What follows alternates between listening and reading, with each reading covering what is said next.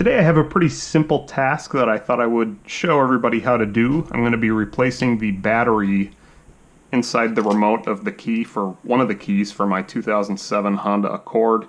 This is an aftermarket key, but if you do have an OEM key and shell, the process is exactly the same.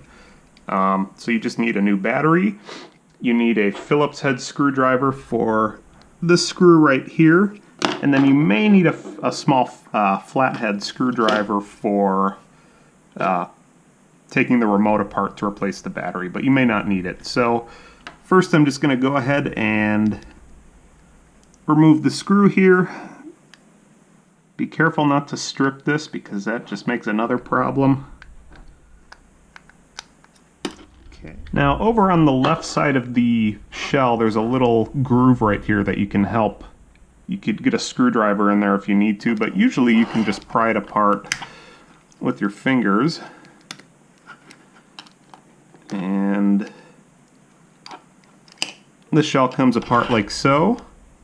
And then the remote, just kind of push it out from the other end through the buttons. So this is an aftermarket remote assembly here, so the transponder chip is just glued to it.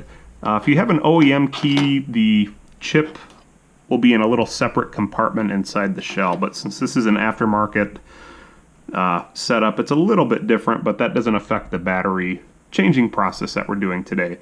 So next we need to remove this little cover off of the back of the remote pack. You can see there's a little tab right there we have to pull off, and then one on the bottom. And again, if you can get it with your fingers, then good. Otherwise you can use a small flathead screwdriver, but you can see it's coming off. And there's our battery that we need to replace. So we'll set this down and change the battery. Okay, so here's the new battery. I'm just going to remove the old one. And we'll compare them to make sure they're the same. And yep, 1616, that's the same number. They look the same, they're the same size, so we'll go ahead and install the new battery.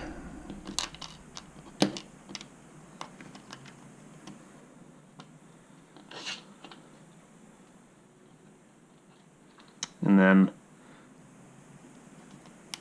just carefully put this remote pack back together. You should hear a click on both the top and the bottom. There we go. We have signs of life. And now let's put the remote pack back inside the key. So it just fits in like this. You align the buttons with the holes in the front of the shell. And then put the back of the shell back on by connecting the lip here at the bottom. And then just snap it in place all the way up.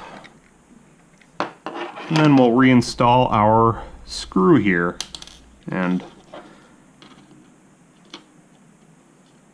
I have a magnetic screwdriver, which makes this a little bit easier. And then we'll just drive that in there. And I'm not going to get it too tight because these screws strip really easily. So I think I'm just going to leave it at that.